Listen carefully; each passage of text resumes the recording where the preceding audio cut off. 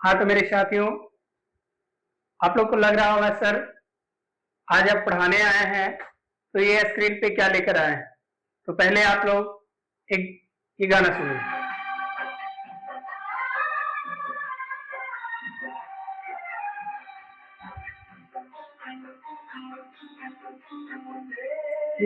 उंगली पकड़ के चला के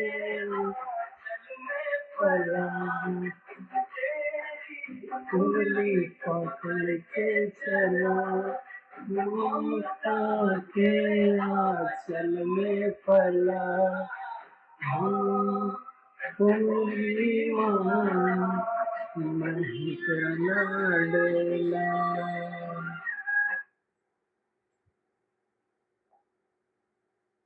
हाँ तो मेरे प्यारे बच्चों, मैं ऐसा ही कुछ लेकर के आया हूं आप लोग के समक्ष बिहार बोर्ड वाला के इस स्टडी प्लेटफॉर्म पे। मेरे साथियों, आज मेरे साथ बने रहे आप लोग। माँ और बेटे की जो प्रेम कहानी होती है वो लेकर के आपके समक्ष प्रस्तुत हूं। तो आप लोग धैर्य बनाए रखें।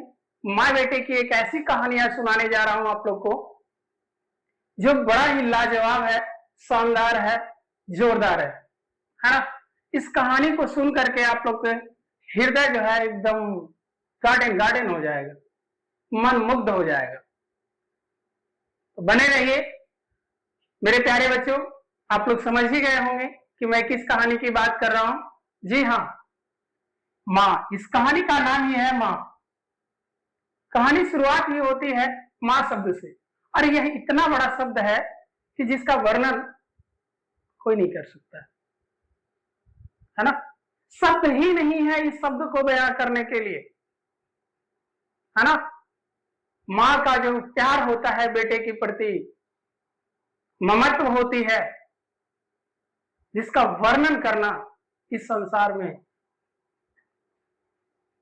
असहनीय है, कठिन है, कर ही नहीं सकते हम लोग, है ना। जिसके रचयिता है ईश्वर पेटलीकर। माँ कहानी के रचनाकार कौन है? ईश्वर पेटलीकर की एक मर्म स्पर्शी कहानी है। माँ की ममता को स्पर्श करते हुए कहानी को लिखे हैं, मर्म स्पर्शी कहानी। तो चलिए बिना समय को देर किए हुए आप लोग को ले चलता हूं कहानी की ओर, है ना।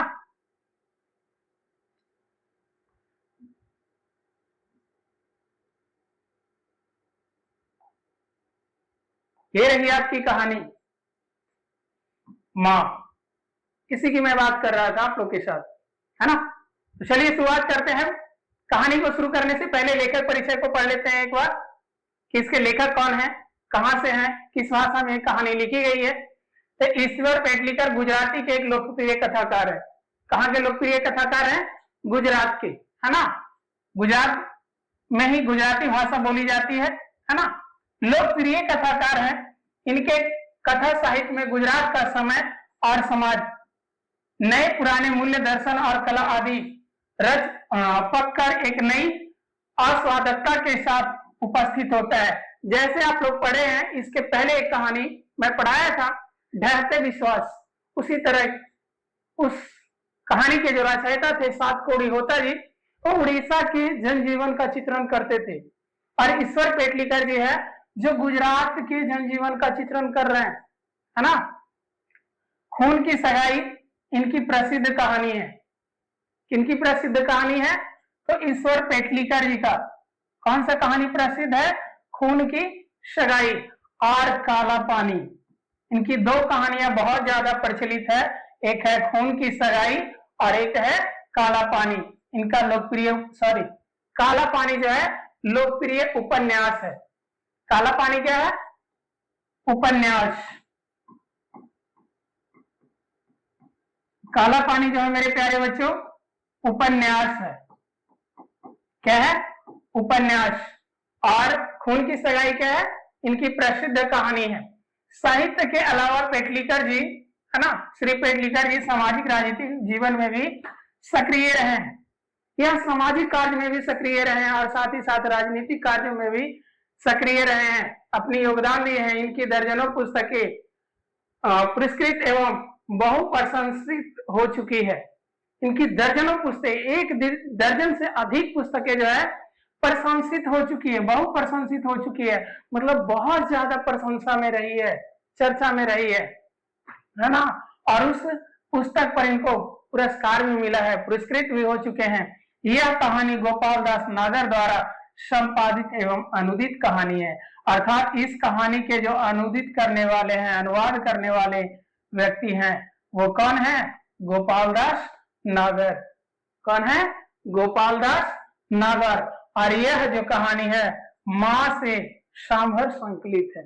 माँ कहानी से एक छोटा सा अंश दिया हुआ है आपके समक्ष, जो कि है सांभर संकलित है वहां से, है ना। तो चलिए, ये रही एक छोटी सी परिचय किनका? लेखक का। ईश्वर पेटलीकर जी का एक छोटा सा परिचय था जो आप लोग को मैंने पढ़ के सुनाया, है ना। अब यहाँ से आपके एग्जाम के पॉइंट ऑफ व्यू से कौन कौन से क्वेश्चन बनते हैं, जरा उसका भी मैं डिस्कस कर ही देता हूं। पहला आपसे पूछा जाएगा कि माँ कहानी के रचनाकार कौन है, तो कौन हो जाएंगे? ईश्वर पेटलीकर। बहुत अच्छा। ईश्वर पेटलीकर किस भाषा के कहानीकार थे? तो गुजराती भाषा। ठीक है। इनके साहित्य में कहाँ का चित्रण मिलता है? तो गुजरात का। ठीक है, चलिए आगे। और कहता है खून की सगाई कौन सी विधा थी? तो लिखना है कि ये जो थी कहानी था। क्या था? कहानी। क्या है? कहानी। कौन सी विधा है? तो कहानी है। और काला पानी कौन सी विधा थी? तो हम बताएंगे इसका क्या मेरे प्यारे बच्चों? उपन्यास। क्या था? उपन्यास, है ना। और कहता है कि ईश्वर पेटलीकर जी लेखन शैली के अलावे, साहित्य के अलावे इन्होंने कहाँ कहाँ योगदान दिया है? तो लिखना है सामाजिक में, सामाजिक कार्य में और राजनीतिक जीवन में इन्होंने अपना योगदान दिया है। ठीक है।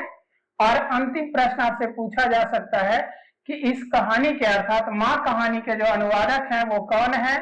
तो गोपाल दास नागर जी। कौन है? गोपाल दास नागर। तो ये आपके परीक्षा की दृष्टि से कुछ महत्वपूर्ण प्रश्न थे जो मैंने आप लोग को पढ़ाया। यदि आप लोग चाहते हैं कि साथ साथ नोट करते चले तो नोट कर लीजिए, और यदि नहीं तो फिर एक शॉर्ट वीडियो में बना दूंगा आप लोग को वस्तुनिष्ठ प्रश्न जो पूछे गए हैं विगत वर्ष परीक्षा में इस कहानी से, उसका सारा एक छोटा सा वीडियो बना के दे दूंगा आप लोग को, है ना। तो चलिए आगे बढ़ते हैं कहानी की ओर। कहता है मंगू को, सॉरी, है ना, क्या हो जाता है जी। चलिए, मंगू को पागलों के अस्पताल में भर्ती कराने के लिए लोग उसकी मां को सलाह देते। मां जो है, मां की एक बेटी है मंगू, और उसके गांव वाले लोग मंगू को जो है अस्पताल में भर्ती करने की सलाह देते। तब उसकी आंखों में आंसू झिलमिला आते और हर एक को वह एक ही जवाब देती, मैं मां होकर सेवा नहीं कर सकती तो अस्पताल वालों को क्या पड़ी है, अपंग जानवरों की गौशाला में भर्ती कराने से आने जैसा ही कहा जाएगा। यानी मंगू की मां को मंगू के गांव वाले यह सलाह देते हैं कि मां जी आप अपनी बेटी को अस्पताल में भर्ती करवा दीजिए, वहां ठीक हो जाएगी। तो मंगू की मां कहती है यदि मैं मां होकर के इसकी सेवा नहीं कर सकती तो अस्पताल वाले की क्या पड़ी है, वो क्या सेवा करेंगे मेरी बेटी का। फिर तो वही वाली बात हुई नहीं कि अपंग जानवर को गौशाले में बांध दो, पड़ा रहेगा वहां, मैं इसकी सेवा नहीं कर सकती तो वो लोग क्या करेंगे, है ना, उसके जैसा ही हो जाएगा ना। ऐसा कौन कहती है? मंगू की मां। आगे, मां की यह ग्रंथि प्रकट हो जाने के बाद कोई उनसे ऐसी बात करता ही नहीं था। जब उसकी आंखों में आंसू आ जाती थी, आंसू झिलमिला जाते थे, मां रो पड़ती थी, यह सब देख करके उनसे ऐसी कोई बात करता ही नहीं था। जन्म की पागल और गूंगी पुत्री को वे जिस तरह पालती पोसती, सेवा करती और लाड प्यार करती, यह प्रत्यक्ष देख लोग उनकी प्रशंसा भी करते। इस तरह पागल पुत्री को एक मां ही पाल सकती है, दूसरे के घर में होती तो भूखी प्यासी कब की मर गई होती, और अगर जीवित भी होती तो ऐसा हष्ट-पुष्ट शरीर नहीं होता। गांव वाले, उसके मोहल्ले वाले लोग, सोसाइटी वाले लोग बड़ाई कर रहे हैं किस तरह जन्मजात पागल गूंगी बच्ची को एक मां ही पाल सकती है। मंगू यदि दूसरे के घर में होती ना तो कब की मर गई होती, और यदि जीवित भी होती तो ऐसी हष्ट पुष्ट नहीं होती। जितनी सेवा इसकी मां करती है, देख रेख करने की काम करती है इसकी मां, उतना किसी से पार नहीं लगता है ना। ऐसा कौन कहते थे? उनके गांव के लोग। चलिए कहानी को और आगे बढ़ाते हैं, है ना।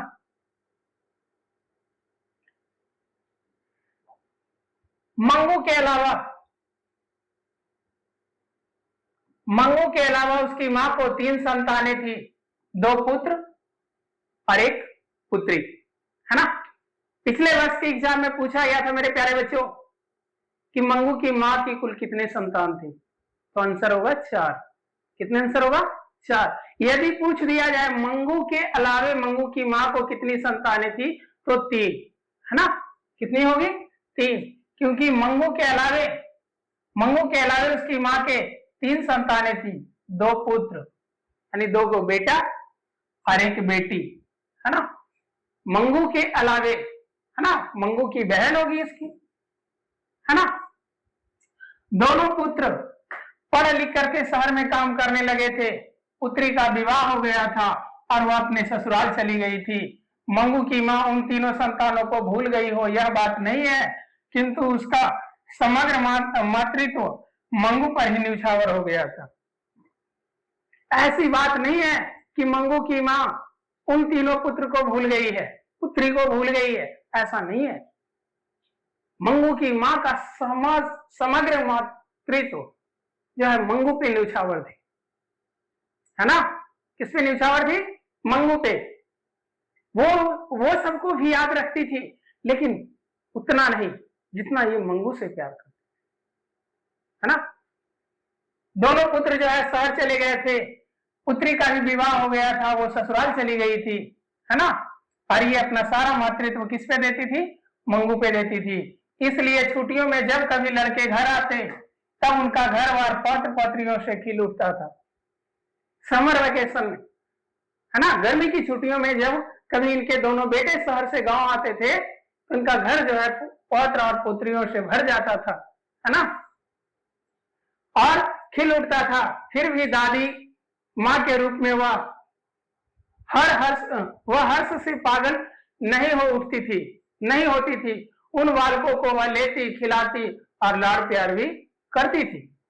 यानी अपने पोते पोतियों को भी उसकी मां खिलाती थी, लेकिन अपनी बेटी अर्थात मंगू से जितना प्रेम करती थी उतना वो लोग से नहीं करती थी, है ना।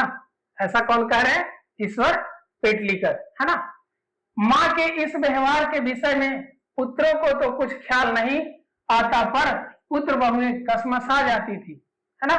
बेटा को इस बात से कोई इतराज नहीं था कि मां हमारे बेटा और बेटी को उतना प्यार नहीं करती है, लेकिन पुत्र वधुएं जो है ना, इनको दिक्कत लगता था कि देखो ना, एक जन्मजात पागल बेटी को अपने सीने से लगाई रहती है, पलकों में बिठाई रखती है, और हमारे जो बेटा है इसको फूटी आंख भी नहीं सुहाती है ना। अर्थात अपने सास पे तंज कसती थी। कौन? उनकी बहू, है ना। दोनों बहुओं की पति से एक ही फरियाद रहती थी, अपने पुत्रों के बालक उन्हें बिल्कुल अच्छे नहीं लगते और पगली मंगू को छाती से भी अलग नहीं करती है ना। जब उसका बेटा अर्थात मंगू का भाई, माँ जी का बेटा मंगू का भाई घर आता ना, तो दोनों पुत्र बहुएं अपने पति से, अपने घर वाले से एक ही शिकायत करती थी कि अजी सुनिए ना, देखिए ना, आपकी माँ को अपना जो मेरा बेटा बेटी है ना फूटी आंख नहीं सुहाते। कैसी माँ है आपकी, है ना। और अपने पागल बच्ची को, जन्मजात पागल मंगू को ये कभी छाती से अलग नहीं करती है। अपने बेटे बेटी के प्रति कितना प्रेम है और हमारे बेटे बेटी को प्रेम नहीं करती है, यही बस शिकायत रहता था, यही फरियाद करती थी। मातृत्व के स्नेह से खींची हुई बहुएं माँ जी के प्रति अन्याय कर बैठती। इतना ही नहीं,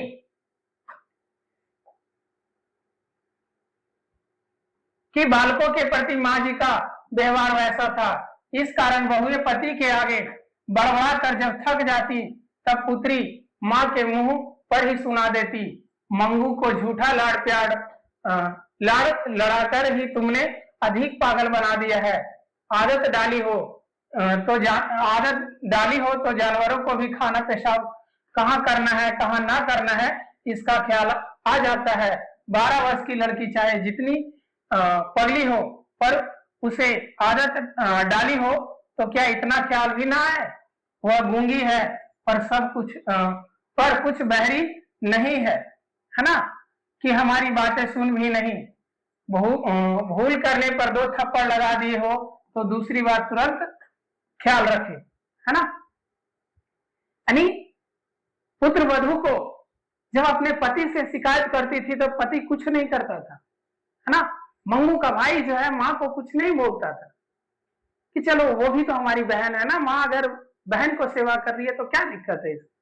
लेकिन पुत्र बहुएं कसमसा जाते थे और कसमसा करके जब अपने पति से शिकायत करती, पति नहीं सुनता तो फिर वो अपनी बड़ी वाली ननद को कहती, जो मंगू के अलावा एक बहन और है ना, उसको कहती। और अंत में जो है मंगू की बहन माँ के मुंह पर ही सुना देती थी, क्या कि माँ, मंगू को जो तुम बिगाड़ के रखी हो ना, तुम ही लाड़ प्यार ज्यादा करती है ना, तुम ही लाड़ा लड़ा कर रखी है। गलती करने पर यदि जानवर को भी डंडे पड़े तो उसको भी अकल आ जाता है ठीक से कि कहाँ पेशाब करना है कहाँ पैखाना करना है। इतनी अकल तो जानवर को भी आ जाती है। मानते हैं कि मंगू गूंगी है पर बहरी नहीं है।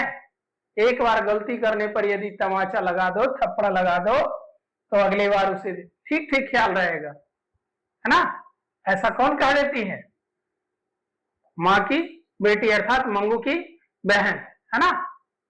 और इससे तकलीफ लग जाता है किसको? माँ जी को, है ना। अपनी ही बेटी, यानी एक औरत का दुश्मन औरत ही होता है। एक औरत का दुश्मन कौन होता है? औरत ही होता है ना। देखिए यहाँ भाई कुछ नहीं बोल रहा है लेकिन बहन बोल रही है माँ से कि तुम बिगाड़ के रखी हो, है ना। सोचो माँ को कितना कष्ट पहुंचा होगा मेरे प्यारे बच्चे, कष्ट पहुंचा होगा ना जी, बिल्कुल। चलिए आगे बढ़ते। उसकी पुत्री आगे कुछ बोले उससे पहले माँ जी की आंखें बरसने लगी। पुत्री इतना बोल दी, इतना सुना दी माँ को कि कुछ और क्या बोलने ही वाली थी, बोलने से पहले ही माँ रो पड़ी, अपने आंचल से आंसू पोंछने लगी। पुत्री का हृदय भी भर आया, परंतु कलेजा कठोर कर वह मन ही मन बात निकाले बिना न रह सकी। तुम समझती हो मंगू को लाड़ प्यार करके उसे सुखी बनाती हो, पर यह समझ लो कि तुम ही इसकी वास्तविक दुश्मन हो। लेकिन हृदय कठोर करके भी बड़ी वाली बहन कहती है कि माँ, तुम समझती हो कि मंगू का तुम देख रेख करने वाले हितैषी हो, लेकिन ऐसा नहीं है, वास्तविक दुश्मन तुम ही हो। ऐसा कौन कहती है? मंगू की बड़ी बहन। सोचो उस माँ को कितना दर्द हुआ होगा ये सारी बातें सुनकर, है ना। तुम कुछ हमेशा बैठी नहीं रहने की नहीं हो, भाभियों के पाले पड़ेगी, तब नित्य उसके मल मूत्र धोने का झंझट कोई नहीं करेगा और वह दुखी हो जाएगी। कहता है तुम यहाँ हर हमेशा बैठी नहीं रहोगी, एक दिन तुम्हारी भी मृत्यु हो जाएगी, तुम भी इस दुनिया से चली जाएगी। उसके बाद जब मंगू बचेगी ना तो भाभी के पल्ले पड़ जाएगी, और जब मलमूत्र करने की बारी आएगी तो भाभी नहीं करेगी क्योंकि वो दूसरे घर से आई है ना। इसलिए अभी ठीक ठीक ख्याल रखना सिखा दो इसको, है ना।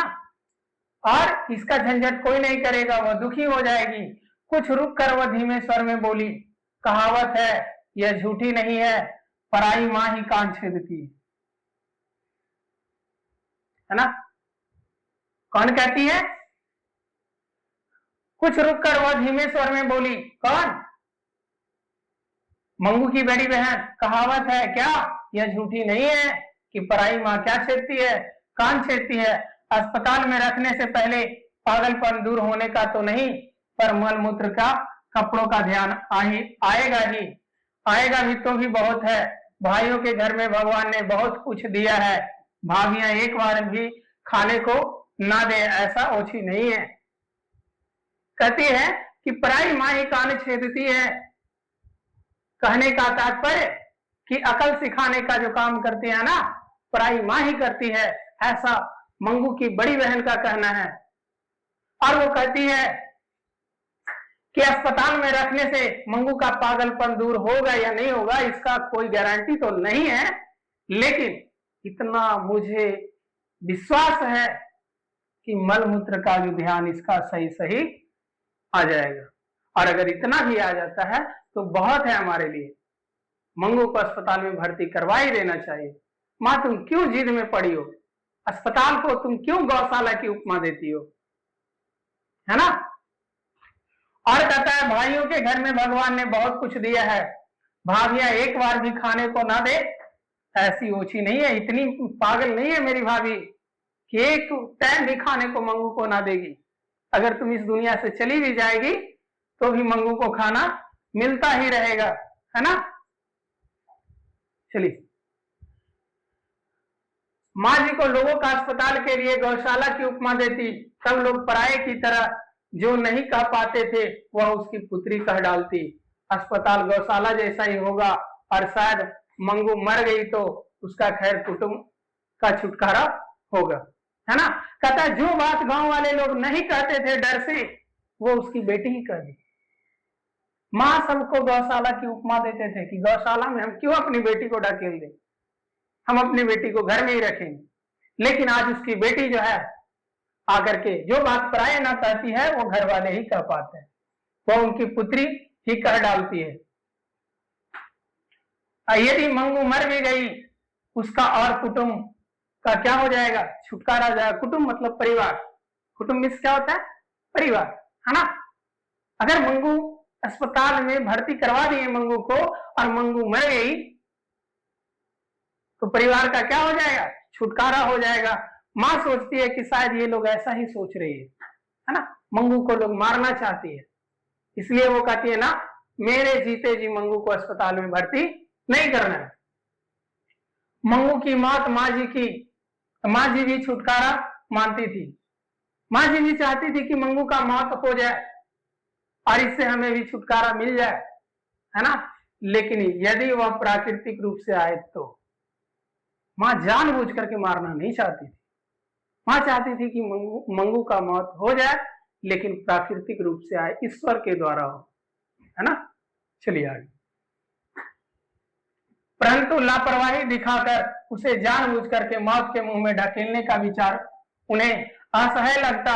स्वार्थ से भी सभी सगे पर निस्वार्थ से सगा हो वही सच्चा सगा। पुत्र कमाते धमाते हो, पुत्री ससुराल में हिंडोले झूलती हो, उनसे प्यार भरा संबंध रखने को कोई अर्थ न था। मंगू की सच्ची माँ बनी रहे तभी माँ बेटी का संबंध सार्थक था। इसलिए पुत्री कहे या पुत्र कहे तो भी मंगू को अस्पताल द्वारा मौत के मुंह में ढकेलने को माँ जी तैयार नहीं थी, है ना? माँ का ऐसा मानना था कि सच्चा साथी वही होता है जो संकट में साथ देता है, और मंगू का जो जीवन है ना संकट से भरा हुआ है। कहने को तो मंगू के दो भाई हैं, एक बहन है, बड़ी बहन है, लेकिन इसका सच्चा साथी नहीं है ना? सब स्वार्थी हैं, अपना लाभ देखते हैं, लेकिन उसका जो सच्चा साथी है कौन है? माँ है, जो उसकी देख रेख करती है ना?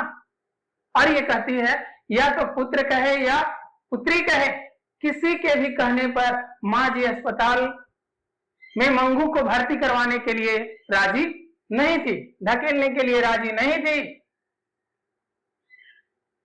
है ना? पुत्र माँ के इस भाव को समझ गए थे, इसलिए वे कभी ऐसी बात करते ही नहीं थे। दोनों पुत्र जो है माँ की भावना को समझता था कि माँ का जो है ममत्व जुड़ा है मेरी बहन के साथ, मंगू के साथ। वो अगर खुद से ही सेवा करना चाहती है, घर में ही रखना चाहती है तो कोई बात नहीं, रहने देते हैं, है ना? क्यों और कष्ट दे। क्योंकि तीन गोरे निष्ठांत डॉक्टरों ने एक मत होकर के निदान प्रकट किया था कि पागलपन मिटाना संभव नहीं है। वर्षों पहले कभी इलाज चला था, तीन डॉक्टर एक साथ सहमति होकर के बोले थे, सहमत होकर बोले थे कि मंगू का जो पागलपन है ना, मिटाना संभव नहीं है ना। यानी तीन डॉक्टरों ने इसको रेफर कर दिया था। केवल एक विश्वास था कि किसी ट्रेंड या अनुभवी नर्स या डॉक्टर की देखरेख में उसे रखा जाए तो आदत के कारण शायद उसे शौच और कपड़ों का ध्यान आ जाए।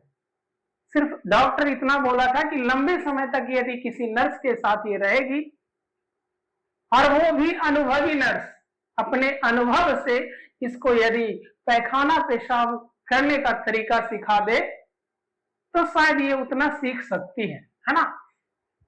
शौच और कपड़ों का ध्यान इसे आ सकता है, परंतु ऐसी अवस्था घर के पास हो सके यह संभव नहीं था, इसलिए वे मौन थे। भाई जो इसके थे ना, ऐसी व्यवस्था नहीं था गांव में। गांव एकदम दूर दराज में था, है ना। हॉस्पिटल की व्यवस्था कहाँ होती है? शहरों में। और ये मंगू का जो घर था ना, बिल्कुल गांव में, शहर से करीब 10 या 20 किलोमीटर की दूरी। तो ऐसी व्यवस्था नहीं थी, इसलिए उसके भाई क्या रहते थे? चुप रहते थे। फिर भी माँ जी ने अपनी श्रद्धा के अनुसार उपचार जारी रखे थे। दवा कराने वाले बिना बुलाए घर आ पहुंचते। शिलाजीत बेचने वाले या हींग बेचने वाले मंगू को पागल जानकर वे दवा जानते हैं इसका दावा करते। माँ जी मानती थी कि 1000 उपचार करे तब एक तो लग ही जाता है ना। उसके गांव में बहुत सारे हींग बेचने वाले, शिलाजीत बेचने वाले लोग आते थे, अंगूठी बेचने वाले, है ना, ढोंगी लोग आता था, और वो कहता था कि मैं पागलपन को मिटाता हूं। यदि आप मेरा दवा खिलाकर अपनी बेटी को देखें तो शायद उसकी पागलपन क्या हो जाएगी? ठीक हो जाएगी। ऐसा वो दावा करते थे। और माँ जी का भी ऐसा मानना था, मंगू की माँ का मानना ऐसा था कि 100 बार यदि दवा करेंगे तो शायद एकाक बार तो दवा लग ही जाएगा, है ना। इसलिए दूसरे की दृष्टि में पागलपन जैसी बात वह भी गंभीरता से सुनती थी और श्रद्धा से उस पर अमल करती थी। इसलिए वो जो गांव में अंगूठी बेचने वाले लोग, हींग बेचने वाले लोग जो आते थे, उनकी बातों को भी माँ जी गौर से सुनती थी और उस पर अमल करती थी, है ना, कि शायद मेरी बेटी को कोई ठीक ही कर दे, है ना। किसी ज्योतिषी ने कहा था कि आने वाले अगहन का महीना इसके लिए श्रेष्ठ है, इसलिए संभव है कि वह ठीक हो जाए। तभी से अगहन का महीना माँ जी के लिए आराध्य देव बन गया था, है ना। किसी ज्योतिषी ने, ज्योतिषी मतलब साधु संत महात्मा ने मंगू की माँ को कह दिया कि लाइए हम मंगू के हाथ देखते हैं, इसके लकीर देख करके हम बता देंगे कि ये कब ठीक होगी।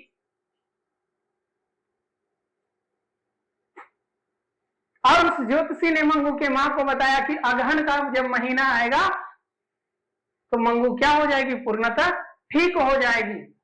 उस दिन के बाद से माँ जो है, मंगू की माँ जो है, अगहन के महीना इसके लिए आराध्य देव बन गए थे। आराधना कर रही थी इसकी माँ की, हे ईश्वर जल्दी से अगहन का महीना भेज दीजिए।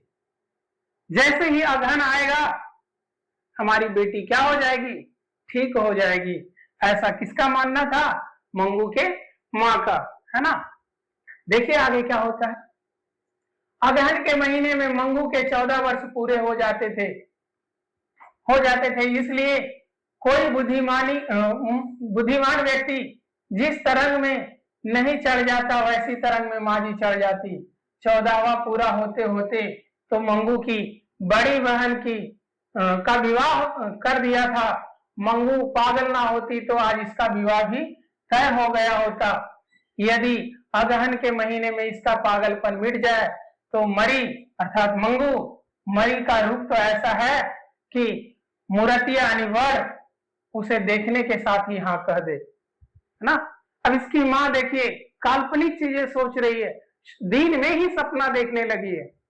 वो कहती है कि अगहन का महीना जैसे ही आएगा मंगू का पूरे 14 वर्ष हो जाएंगे, और 14वें वर्ष में मैंने बड़ी बेटी का क्या किया था, विवाह किया था।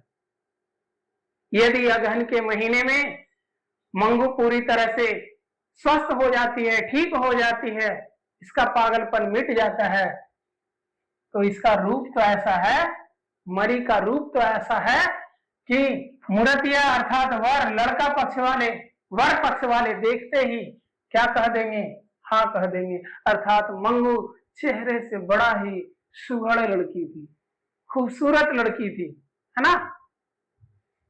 ऐसा कौन बता रही है, उसकी माँ बता रही है ना। और जैसे सब कुछ ठीक हो गया हो, वैसे वह विवाह की योजना भी मन में बनाने लग जाती है।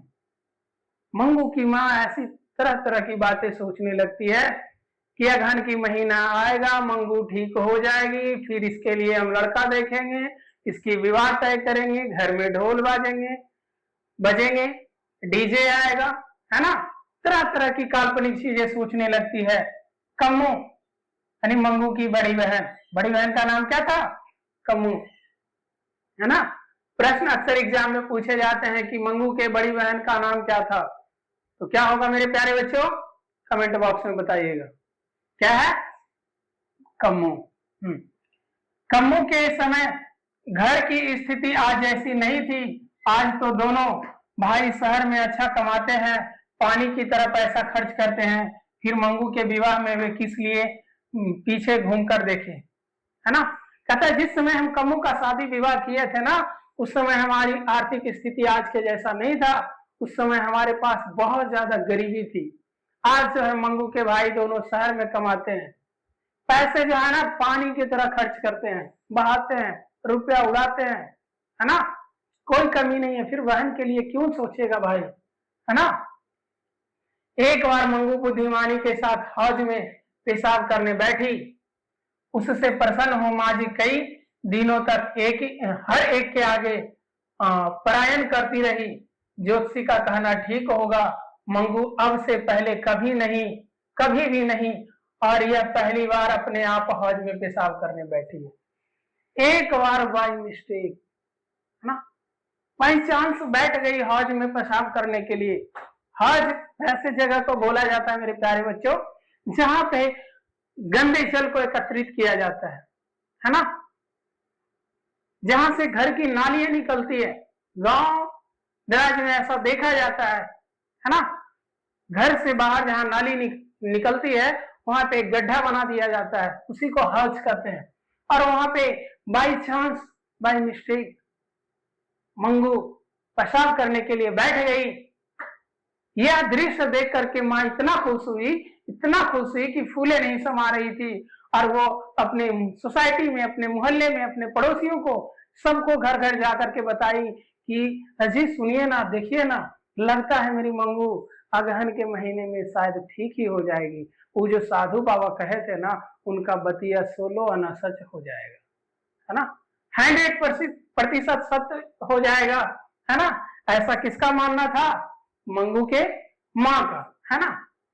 और वो कह रही थी सबको कि मंगू कभी भी ऐसे हौज में पेशाब करने के लिए नहीं बैठी है, ये पहली बार बैठी है। सुनने वाले के गले से यह बात उतारनी कठिन थी। सुनने वाले सब हंसते थे मन ही मन, लेकिन मंगू की माँ को कोई जवाब नहीं देते थे, किसको बुरा लग जाए, है ना। और मन ही मन हंसते थे, और बाद में पीठ पीछे कमेंट भी करते थे कि हाँ तो पगली बेटिया की तो ठीक हो जाती, है ना। इस तरह की बात करते थे पीछे में, है ना। क्योंकि यह सुनते समय मंगू पेशाब कर गीली मिट्टी को अंगूठे से कुदेरती हुई नजर पड़ती थी, और जैसे ही पेशाब करने हौज में बैठी, दूसरे क्षण को देख करके जब मोहल्ले वाले इकट्ठा हुए कि चलिए देखते हैं मंगू को कहाँ बैठ करके पेशाब कर रही है, तो जब लोग जाते हैं वहां देखने के लिए, तो जहां पेशाब की थी ना, वहां मिट्टी गीली हो गई थी, और उसी मिट्टी में अंगूठे से मंगू जो है मिट्टी को कुरेद रही थी। कुरेदती नजर पड़ती। माँ जी की दृष्टि उस तरफ जाते ही बुद्धिमान पुत्री को जैसे शिक्षा देती हो, वैसे धीरे से कहती है, मंगू ऐसा गंदा नहीं करना चाहिए, अच्छा बेटा, है ना। उसको प्यार से कहती है, बेटा ये गलत काम है, ऐसा नहीं करना चाहिए तुमको, ये गंदी बात है ना बेटा। जैसे लगता है कोई समझदार बच्ची को समझा रही हो। ऐसा कौन कर रही थी? मंगू की माँ। मंगू को धनु आती और वह खड़ी हो जाती तो उन्हें नई बात मिल जाती। मैंने कहा तो समझकर बुद्धिमान की तरह खड़ी हो गई, है ना। और इतना कहने के बाद मंगू जो है बुद्धिमान लड़की की तरह खड़ी हो गई। इस प्रकार माँ जी का आशा भरा अगहन का महीना आया। फिर मंगू अच्छी तो ना हुई, पर शहर के कन्या विद्यालय में पढ़ती गांव की एक लड़की कुसुम पागल हो गई। जैसे ही अगहन का महीना आया, ज्योतिषी ने कमिटमेंट किया था कि अगहन के महीना में मंगू पूरी तरह से ठीक हो जाएगी, पागलपन मिट जाएगा। लेकिन अगहन के महीना आया तो मंगू का पागलपन तो नहीं मिटा, लेकिन गांव की ही एक लड़की जो कौन सा विद्यालय में पढ़ती थी, कन्या विद्यालय में, जिसका नाम कुसुम था, गांव की एक लड़की कुसुम क्या हो गई? पागल हो गई। मंगू की तरह उसे भी टट्टी पेशाब का ध्यान न रहता। माँ जी को इससे दुख तो हुआ, पर साथ ही साथ संतोष भी हुआ कि अच्छी भली लड़की पागल होते ही इस प्रकार विवेक खो बैठती है, तो जन्म से पागल मंगू बेचारी, ऐसा ख्याल ना हो तो इसमें कौन सा बड़ा आश्चर्य है ना। मंगू को, माँ को पहले तो दुख होता है कि चलो पहले तो मेरी बेटी ही पागल थी, गांव भर में एक बेटी और पागल हो जाती है कुसुम। लेकिन मन के अंदर से उसको खुशी भी होती है मंगू की माँ को कि जब एक अच्छी खासी लड़की, बुद्धिमान लड़की, विवेकपूर्ण लड़की जब अपना विवेक खो सकती है, पागल हो सकती है, टट्टी पैखाना का ख्याल भी भूल सकती है, तो मेरी बेटी तो जन्मजात पागल है, इसमें कौन सी आश्चर्य की बात है ना। कुसुम को दवाखाने में भर्ती करने का निश्चय हुआ। यह समाचार जानकर माँ जी को लगा कि उसकी माँ जीवित होती तो उसे अस्पताल में भर्ती ना करने देती, है ना। कुसुम की माँ इस दुनिया में नहीं है, वो इस दुनिया से चल बसी है। उसके घर वाले निर्णय लेते हैं कि कुसुम को कहाँ भर्ती करना है? अस्पताल में। तो मंगू की माँ इधर सोचती है कि हाय रे हाय, कैसा उसका घर वाला सबका सही है ना। अस्पताल में ले जा रहा है, वहां से जिंदा तो नहीं आएगा, है ना। कुसुम जिंदा लौटेगी नहीं, ऐसा किसका मानना है? मंगू की माँ का। और वह सोचती है कि यदि इसकी माँ जीवित तो होती तो मंगू ये कुसुम को अस्पताल में भर्ती करने ना देती। माँ बिना सब सुना कहा जाता है, वह झूठ थोड़े ही है। देखो ना कैसे कैसे लोग हैं, माँ बिना सब सुन हो जाता है, ये कहावत झूठ थोड़ी ना है, ये तो सच है ना। इसके साथ उनकी भी आंखें बंद हो जाने पर मंगू को भी उसके भाई दवाखाने भर्ती कर आते हो वैसा दृश्य उन्हें कपा गया। फिर मन ही मन सोचती है कि शायद हो सकता है एक दिन हम भी इस दुनिया से क्या होंगे, चले जाएंगे। तो हमारे घर में भी 2 बेटे हैं, 2 बहुएं हैं, पुत्र वधू हैं और एक बेटी है, तो मेरा घर वाला भी तो मंगू के साथ ऐसा ही करेगा ना। और यह सोच करके मन ही मन वो रोने लगती है।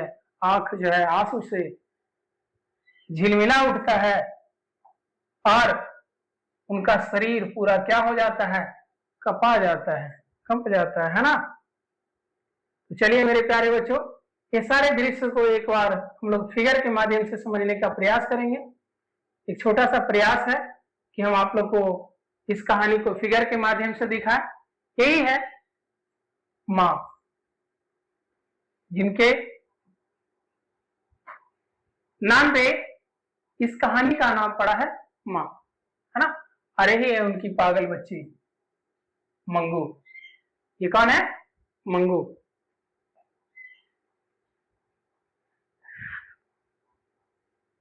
पागलपन की सलाह, देखिए इनके गांव वाले सलाह दे रहे हैं किसको?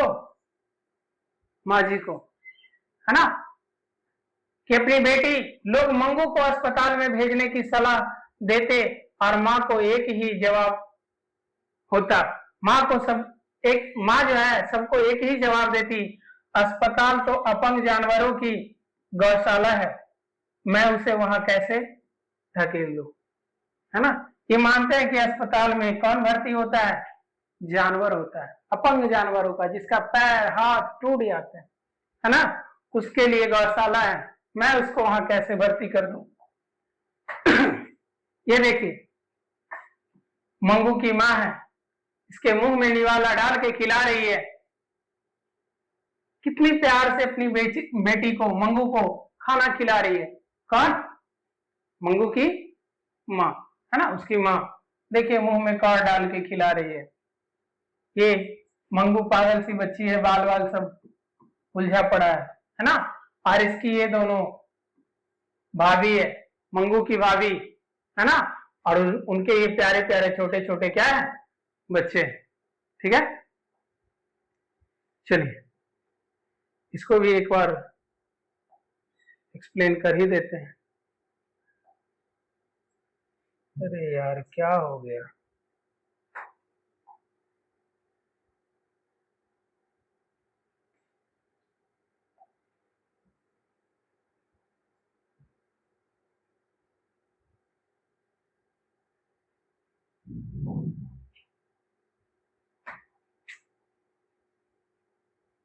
एक मिनट मेरे प्यारे बच्चों, है ना, ये दृश्य था ना, इरेज कर लेते हैं थोड़ा सा।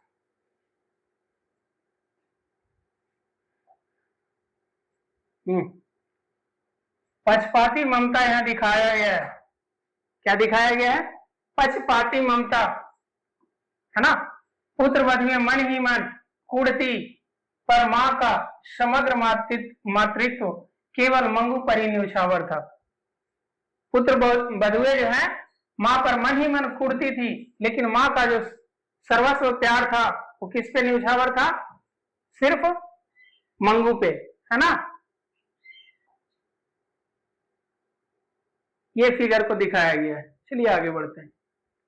हाँ, ये देखिए अगहन के महीना जो ज्योतिषी बोले हैं, किसी साधु महात्मा ने बोला है मंगू की माँ को कि अगहन का महीना आपके लिए क्या है? आस है। माँ जो है आस लगाई हुई है कि जब भी अगहन का महीना आएगा हमारी बेटी मंगू जो है क्या हो जाएगी? ठीक हो जाएगी। इसीलिए अगहन का महीना की आस है किनको? माँ जी को। यहाँ देखिए माँ है और इनकी बेटी बगल में चारपाई पे सो रही है ना। रात की जो चंद्रमा रात में भी सोती है, जागते रहती है, आशा देखते रहती है कि कब अगहन का महीना आएगा ना। यहाँ पे देखिए लैंप जल रहा है। ज्योतिषी की बात ने माँ को नई उम्मीद दे दी थी। अगहन के महीने में मंगू 14 वर्ष की हो जाएगी, तब वह क्या हो जाएगी? ठीक हो जाएगी। ऐसा किसने कहा था? तो ज्योतिषी ने, है ना। चलिए और आगे देखते हैं, है ना।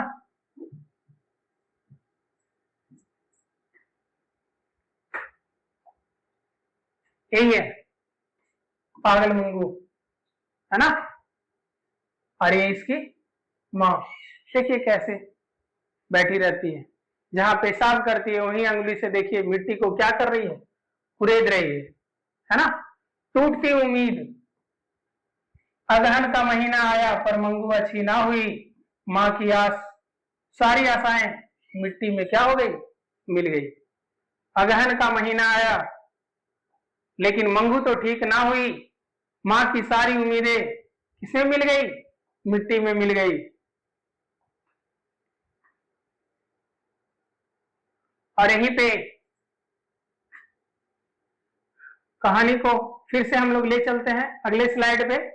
कहानी को पहले पूरा पढ़ लेते हैं, उसके बाद फिर से इसको समझेंगे, है ना। पहले महीने के अंत तक कुसुम को अच्छा फायदा हुआ वैसा समाचार मिला।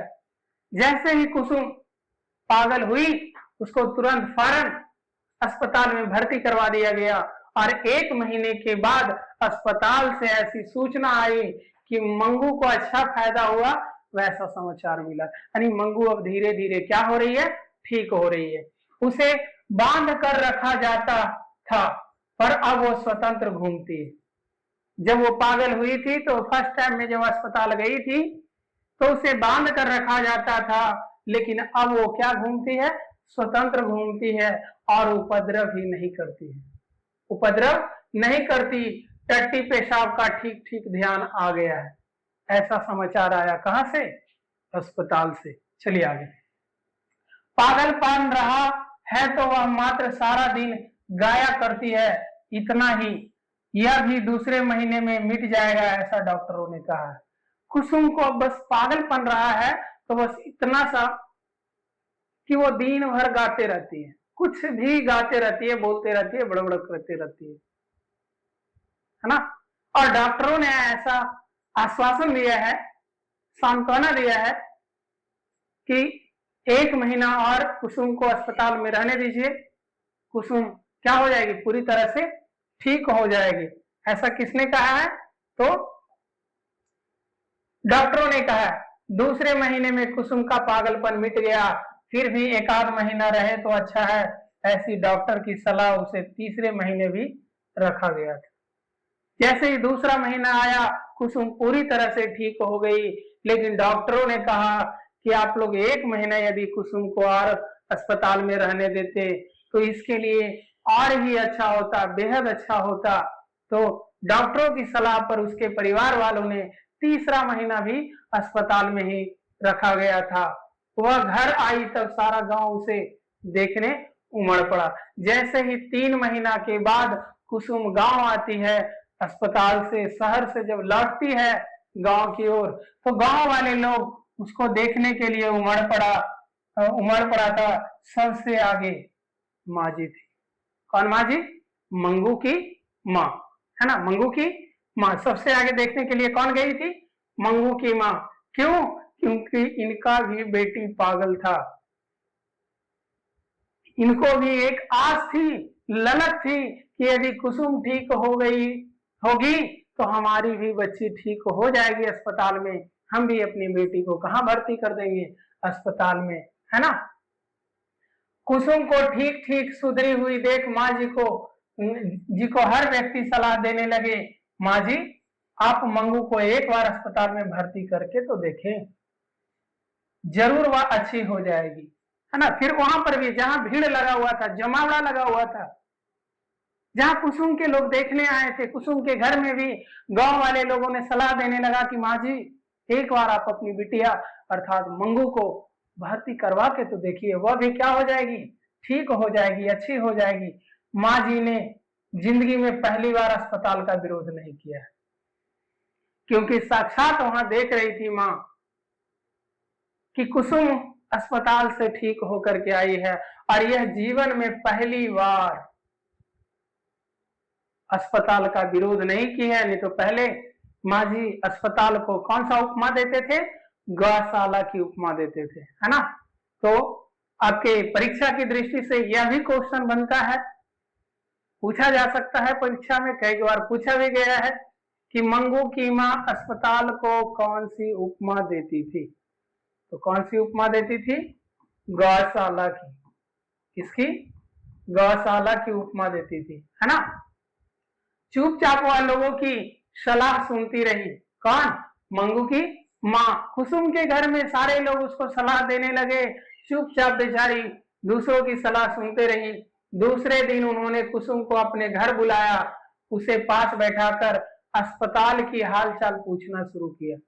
दूसरे ही दिन मंगू की माँ ने कुसुम को अपने घर बुलाई और वहां बैठा करके, पास में बैठा करके पूछने लगी अस्पताल का हालचाल की, बेटी बताओ अस्पताल कैसा होता है, वहां के लोग कैसे होते हैं, क्या वहां तुमको खाना मिलता था, कपड़ा मिलता था, ये सारी बातें पूछने लगी। कौन, मंगू की माँ।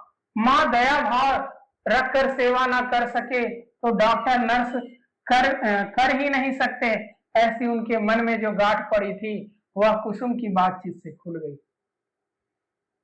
ऐसा मंगू की माँ का मानना था कि यदि माँ बाप भी अपना बेटा बेटी का सेवा नहीं कर पाए तो अस्पताल वालों की क्या पड़ी, है ना, वो क्या सेवा करेंगे, है ना। लेकिन जब कुसुम बताई कि नहीं, माँ जी ऐसा बात नहीं है, अस्पताल के जितने भी अस्पताल कर्मी थे बहुत ही अच्छे थे, मेरा सब कुछ ठीक ठीक ख्याल रखते थे, समय से खाना भी देते थे, समय से ब्रश भी करने देते थे, समय से पानी देते थे, समय से सोने के लिए कहते थे, है ना। ऐसी बात नहीं है। तो माँ जी के जो मन में गांठ बंधी हुई थी ने, वो भी गांठ क्या हो गई, खुल गई। नर्स या डॉक्टरों की कोई पागल चाटा मार दे तो भी वे लोग उस पर नहीं खींचते या उसे मारते नहीं। वह जानकर उन्हें अस्पताल पर श्रद्धा भी हुई, नई आशा पैदा हुई।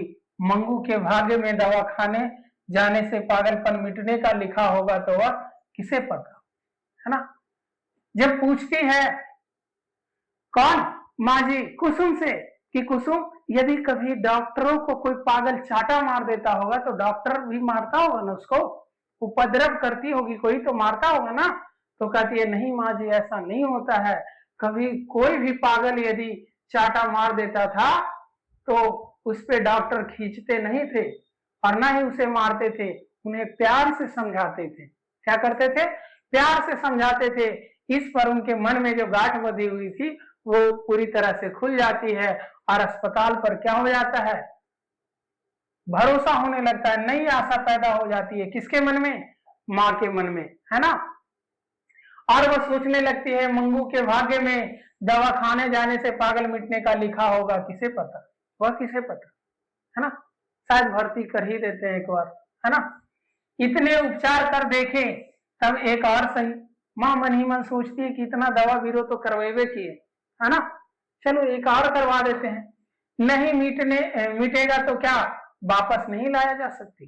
फिर मन खुद से ही एक सवाल पूछती है मन में कि क्या यदि मेरी बेटी अस्पताल गई और ठीक नहीं हुई तो उससे क्या हो जाएगा, वापस ले आएंगे घर पर, है ना। खुद ही सवाल कर दिया और खुद ही जवाब भी दे देती है, ढूंढ लेती है ना। अंत में मंगू को दवाखाने में भर्ती करने का माँ जी ने निर्णय किया और अंत में माँ जी निर्णय करती है कि अब हम भी अपनी बेटी को कहाँ भर्ती करेंगे, अस्पताल में। इसलिए बड़े पुत्र को घर आने को उन्होंने पत्र लिखवाया, फिर भी यह निर्णय किया। तब उसकी नींद भी उड़ गई। जैसे ही ये वह हार कर यह काम कर रही थी, ऐसा उनके मस्तिष्क पर एक प्रकार का भार सा मालूम पड़ने लगा था। दवाखाने पर सदा उत्पन्न हुई वह एक निमित्त था, बाकी धीरे धीरे दूसरा छिपा कारण भी उन्हें दिखता था, है ना। मंगू की माँ ऐसा सोची, है ना, कि मंगू को अब एक बार इतना दवा बीरो करवेबे किए तो एक बार उसको अस्पताल में भी भर्ती करवा देते हैं।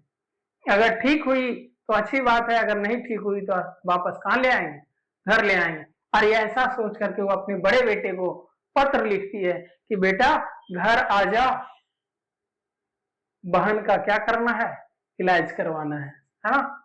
और जब से वो पत्र लिख दी बेटे को, माँ का जो है क्या हो गया, नींद भी उड़ गया, नींद उड़ गया।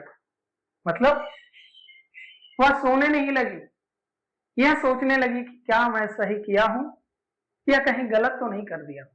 एक माँ होकर के गलती कर दो तो इससे बुरी बात और क्या हो सकती है, ऐसा सोचने लगी। कौन, मंगू की माँ। धीरे धीरे छिपा कारण भी उन्हें दिखता था कि कहीं कोई गलती ना हो जाए हमसे, है ना।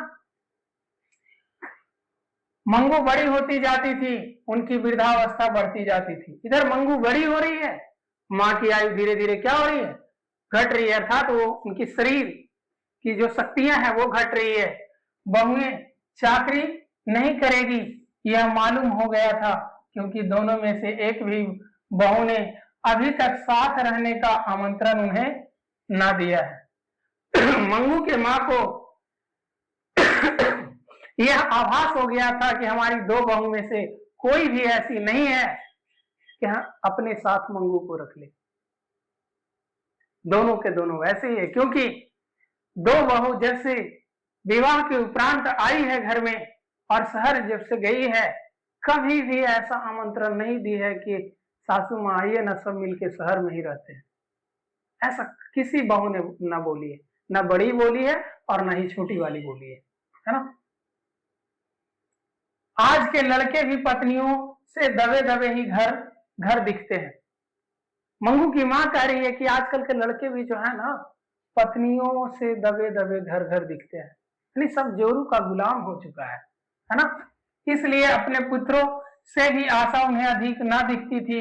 इस स्थिति में मंगू का भगवान साथी हो और उसका पागलपन मिट जाए या ना मिटे भी तो यदि उसे अस्पताल में भर्ती कर दिए जाए तो उन्हें मरने की समय एक प्रकार की शांति रहे कि उसकी चाकरी करने वाला दुनिया में पराया ही कोई है तो सही है। तो क्या ही कर सकते हैं, घर वाला कोई उसका सेवा करेगा नहीं मेरे बाद। यदि मंगू के भाग्य में ऐसा ही लिखा होगा कि दुनिया में पराया ही उसका सेवा करेगा तो क्या दिक्कत है, सही है, चलो अस्पताल में ही भर्ती कर देते हैं।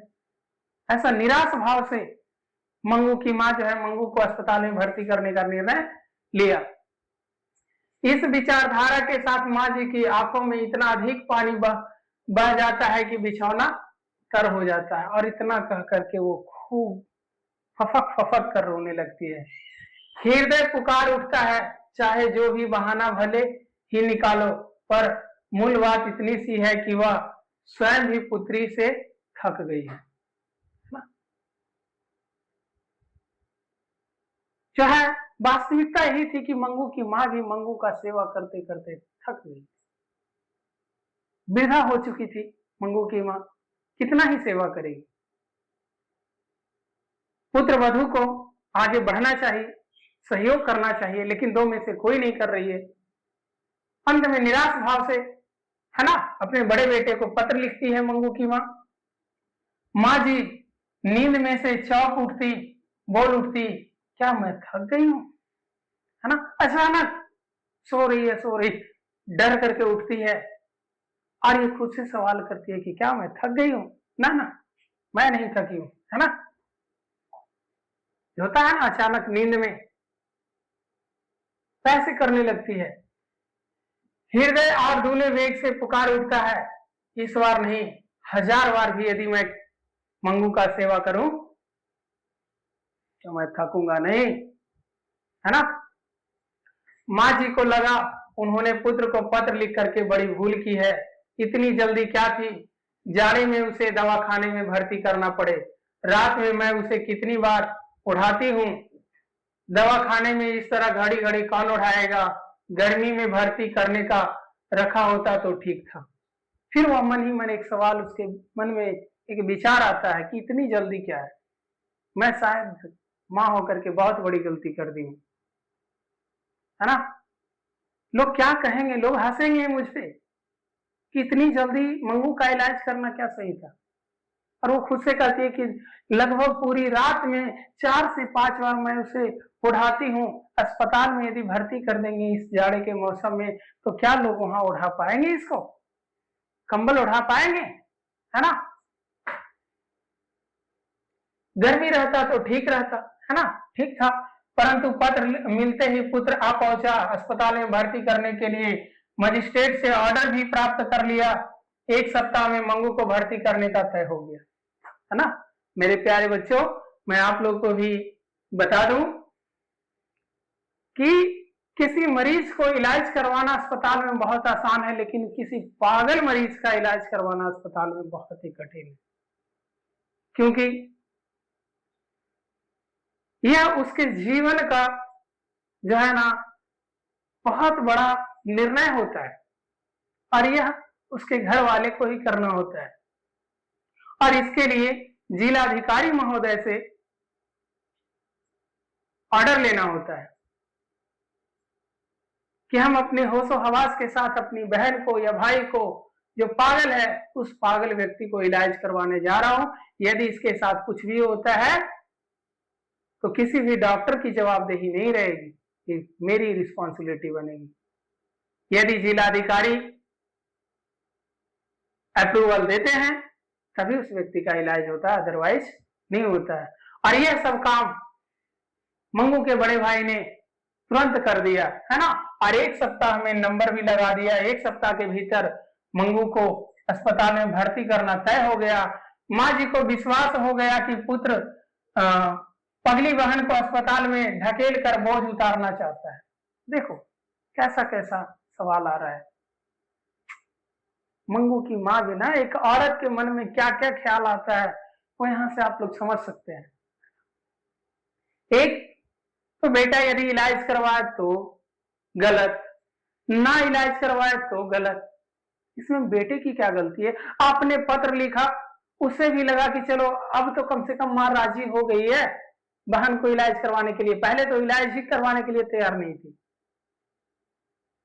और यदि तैयार हो गई है तो बेटा तुरंत फौरन आ जाता है शहर से गांव, और आकर के नंबर लगा देता है। 1 सप्ताह के भीतर नंबर लग जाता है।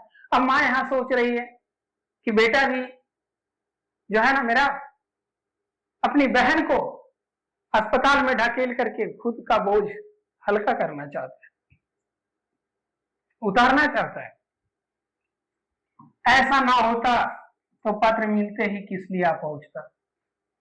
देखो पत्र लिखती भी है, बेटा आ गया तो दिक्कत, ना आता तो दिक्कत, है ना।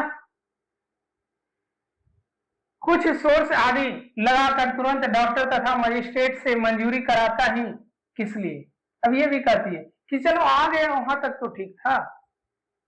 सोर्स मीन्स पैरवी, सोर्स लगा करके, कुछ सोर्स पैरवी लगा करके तुरंत डॉक्टर और मजिस्ट्रेट से ये ऑर्डर भी ले लिया, मंजूरी भी ले लिया। ऐसा क्यों करता?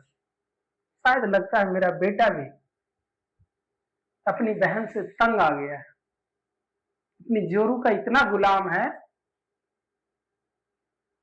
कि अपनी पत्नी के पीछे लट्टू है, नाचता रहता है पत्नी के इशारों पे। बहन को तो देखना ही नहीं चाहता, ये अपना बोझ हल्का करना चाहता है ना। इन्हें लगता था कि अभी यह विचार स्थगित कर दे और गर्मी में भर्ती करे। माँ जी को ऐसा मन में भाव आया कि नहीं नहीं, मना कर देते हैं बेटा को कि नहीं बेटा अभी नहीं भर्ती करेंगे, गर्मी के मौसम आएगा तब करेंगे। पर पुत्र से कहने के लिए जुबान खुलती ही ना थी। वह बड़ी मुश्किल से छुट्टी लेकर आया होगा और भर्ती करने का प्रबंध कर चुका। तो अब मना करूं तो उसे लगेगा कि माँ को कोई दूसरा धंधा नहीं है। लेकिन मंगू की माँ जो है अपने बेटे के आगे विवश थी। उन्हें ऐसा लग रहा था कि यदि मैं बेटे को मना करूंगा तो बड़ी मुश्किल से वो छुट्टी लेकर के आया होगा, और बड़ा ही सोर्स जो लगाया है ना, पैरवी किया है ना, सब मशक्कत के साथ किया होगा। यदि मैं बोलूंगा कि अभी नहीं गर्मी में करेंगे तो शायद वो बोल देगा कि तुमको कोई और धंधा नहीं है, तुमको कोई और काम नहीं बचा है। यही सब करते रहती है, हमको झूठ मूठ के परेशान करते रहती है। कहीं पत्र लिखती है, आ जाते हैं तो कहती है अब गर्मी में करेंगे, है ना। बिगड़ेगा, डांटेगा, गुस्सा आएगा। मंगू को अस्पताल में भर्ती कराने जाना था। उस रात माँ जी को बिल्कुल नींद नहीं आई। जैसे ही 1 सप्ताह बीता, सप्ताह दिन पूरे हुए, जिस दिन मंगू को अस्पताल में भर्ती कराना था उस रात माँ को नींद ही नहीं आई। सुबह एक विचार यह भी आया कि साथ में ना जाए तो अच्छा है। अस्पताल वाले बेटी को उसने अलग करेंगे, यह उनसे सहन नहीं होगा। सुबह होकर के माँ के मन में विचार आता है कि शायद हम मंगू के साथ अस्पताल ना जाए तो ही अच्छा होगा, है ना। भाई के साथ भेज देते हैं कि जाओ तुम ही अपनी बहन को भर्ती करवा के आओ, है ना। क्योंकि अस्पताल में जब मंगू जाएगी और हम वहां से अलग होंगे, मंगू अलग होगी, यह चीज मुझसे देखा नहीं जाएगा, हमसे सहन नहीं होगा। पर अस्पताल में कैसी व्यवस्था है यह सब अपनी नजरों से देखेगी नहीं, तब तक चैन पड़े यह संभव ही नहीं था। लेकिन सवाल दूसरा ये भी था कि यदि अपनी नजर से अस्पताल की व्यवस्था को ना देखे मां, तब तक इनके हृदय को चैन नहीं आए। यहाँ असमंजस में मां फंस जाती है कि मैं जाऊं या ना जाऊं, है ना। इसलिए विवश हो वह जाने को तैयार हुई, पर मंगू को लेकर वह घर से बाहर निकलने लगी तब मानो उस पर ब्रह्मांड का भार आ गया हो। और अंतिम में निर्णय करती है कि नहीं, हम मंगू के साथ अस्पताल तक जाएंगे। और जब वो मंगू को लेकर के घर से निकल रही है ना, तो मानो उसे ऐसा महसूस हो रहा है कि पूरे ब्रह्मांड का भार उसी पे है ना। आंखों में सावन भादो शुरू हो गया ना, विदाई हो रही है। जैसे बेटी की विदाई होती है ना, तो माँ और बेटी दोनों फूट फूट करके रोती है, वैसे ही मंगू की माँ रो रही है। यानी आंखों में सावन भादो शुरू हो जाना। सावन भादो हिंदी मास का 2 महीने का नाम है, जिसमें मूसलाधार बारिश होती है ना। तो हाँ, आंखों से आंसू टपकने लगे। नजर मंगू पर चिपक गई थी, वह किसी भी तरह उखड़ती ना थी। मंगू अपने को पहनाए गए कपड़ों का रंग जी भर देख रही थी। भाव में आ गई हो जैसे। माँ जी की तरफ देख करके वह हंस पड़ी। उस समय माँ जी को का कलेजा कट कर रह गया। गाय बैल भी जब अपने पुराने खूंटे से खोलकर दूसरी जगह ले जाया जाता है, तब नए आसामी के घर जाने से आनाकानी करते हैं। मंगू को इतना भी ध्यान नहीं था, वह प्रत्यक्ष अनुभव करती। माँ जी टेढ़ी से फिसल गई, हृदय कलकला उठा। अबोध पुत्री का दुनिया में कोई नहीं है, सगी माँ भी उसकी ना हुई, है ना। और जैसे ही वो घर से बाहर सीढ़ी पे जाती है, अष्टी पे जाती है, पहुंची पे जाती है, वहां उनका पैर फिसल जाता है और वो गिर पड़ती है। और मन में यह सोचती है कि एक पागल लड़की के सहारा कोई नहीं है इस दुनिया में। ना उसका भाई है, ना भौजाई है, ना बहन है, ना बहनोई है, सगी माँ तक नहीं हुई। आज जब हम अस्पताल में ले जा रहे हैं मंगू को, तो अब मंगू का जीवन क्या हो जाएगा? समाप्त हो जाएगा। ऐसा कौन सोच रही थी? माँ सोच रही थी। मैं माँ होकर के भी बेटी का सहारा न बन पाई, है ना। इसलिए वो फूट फूट करके रो रही थी, उनका हृदय एकदम कलकला उठा, है ना। पुत्र का हृदय भी भर आया था। माँ की तरफ आंखें उठाने जितनी भी उसमें हिम्मत नहीं थी, है ना। कितना विलंब होता, जितना विलंब होता था उतना ही ट्रेन पकड़ने की समय कम होता था। आंगन के बाहर गाड़ी में जुटे बैल पांव उठाने को तत्पर हो रहे थे। पुत्र ने माँ की तरफ आंखें किए बिना ही लथड़ाकर पांव उठाते हुए कहा, देर हो रही है, अब निकलना चाहिए, है ना। ऐसा नहीं होता है मेरे प्यारे बच्चों। एक पुरुष को भी दर्द होता है, एहसास होता है। जो कहा जाता है ना कि मर्द को दर्द नहीं होता है, ऐसा नहीं है, दर्द होता है। लेकिन हमारी समाज में, हमारे सोसाइटी में जो अवधारणा बन चुकी है ना कि पुरुष रोते नहीं है, इसलिए वो अपनी दर्द को बयां नहीं करते हैं, किसी के सामने प्रकट नहीं करते हैं, दिखाते नहीं। इसका भाई भी रो पड़ा। सोचो ना, उसमें हिम्मत भी इतना नहीं बचा था कि माँ की तरफ आंख उठा के देख ले। बिना माँ की तरफ देखे हुए बोलता है कि माँ चलो ना, देर हो रही है ना, ट्रेन छूट जाएगा, है ना, निकलना चाहिए। आंगन से निकलते समय उसने धोती के कोने से आंखें पोंछ ली, और माँ जो है ने जो पल्लू था आंचल, उससे आंखें पोंछ लेती है। पड़ोस की एक स्त्री ने मंगू का हाथ पकड़ करके आगे किया, दूसरी स्त्री ने माँ जी को सहारा दिया। अंत में कड़वा घूट हृदय में पीकर घुटनों पर हाथ टेकती खड़ी हुई दो स्त्रियों ने पकड़ करके चढ़ाया, तब उसने बैलगाड़ी पर चढ़ गया। और वहां मोहल्ले वाले जो 2 स्त्री आए, एक बार मंगू को और एक बार मंगू की माँ को बैलगाड़ी पे बैठा देते हैं। तब जो है शहर जाने के लिए वो क्या हो जाती है? तैयार हो जाती है ना। ये थी कहानी का दूसरा स्लाइड, है ना। चलिए अब हम इसको देखते हैं फिगर के माध्यम से। देखिए, ये जो लड़की है कुसुम है, जो कन्या विद्यालय की लड़की है, पढ़ती थी। वहां किसी कारणवश पागल हो गई थी, और वो अस्पताल से लौटी तो जो है मंगू की माँ देख करके आश्चर्य हो रही है, आश्चर्यचकित हो रही है। दांतों तले उंगली दबाना एक मुहावरा है हिंदी में। दांतों तले उंगली दबाना अर्थात आश्चर्यचकित होना। आश्चर्यचकित हो रही है हाँ, देखिएगा, कुसुम का लौटना, गांव की पागल लड़की कुसुम को अस्पताल से बिल्कुल ठीक होकर लौटते देख मां की धारणा हिल गई। मां सोचने लगी, क्या ऐसा संभव है? क्या ये ऐसा भी हो सकता है? ये संभव है क्या? है ना? ऐसा कौन सोचने लगी? मां सोचने लगी। किसकी मां? मंगू की मां, है ना?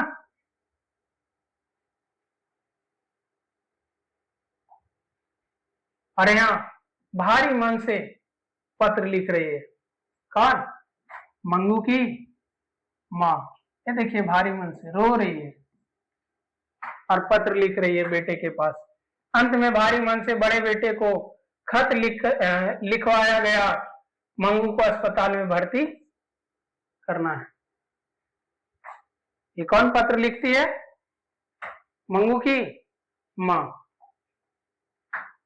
और यहाँ देखिए मेरे प्यारे बच्चों, यही वो अंतिम रात है ना?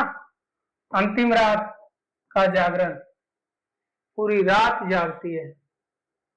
यहाँ मंगू सो रही है चारपाई पे और माँ यहाँ बैठ के रो रही है। बेटी सो रही है, माँ रो रही है। माँ को नींद ही नहीं आ रही है। उस रात माँ को की आंखों में नींद नहीं थी। उसे लग रहा था कि जैसे वह खुद अपनी बेटी को मौत के मुंह में ढकेल रही है। माँ को ऐसा एहसास हो रहा था कि माँ खुद ही अपनी बेटी को मौत के मुंह में क्या कर रही है? ढकेल रही है। और यही दोहरी मार्ग, देहरी पार करना, दोनों तरफ की मार को सह रही है। अस्पताल जाए तो भी दिक्कत, ना जाए तो भी दिक्कत, है ना? नए कपड़े पहने मंगू को कुछ भी पता ना था, पर मां के लिए यह देहरी पार करना ब्रह्मांड का भार उठाने जैसा था। देहरी, देहरी मीन्स दुआरी, गेट, दरवाजा। दरवाजा पार करना एक मानो ऐसा ब्रह्मांड से वो अलग हो रही है, ऐसा लग रहा था। किसको? माँ जी को। यहाँ देखिए, बैलगाड़ी लेकर के आया हुआ एक व्यक्ति, बैलगाड़ी वाले, ये मंगू का भाई। और यहाँ मंगू की माँ फफक फफक कर रो रही है ना? इतनी बेहद परेशान है। कौन? मंगू की माँ। किसकी हालात से? मंगू की हालात से।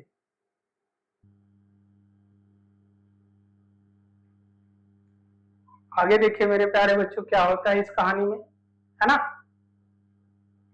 कहानी के माध्यम से फिर से ले चलता हूँ कहानी।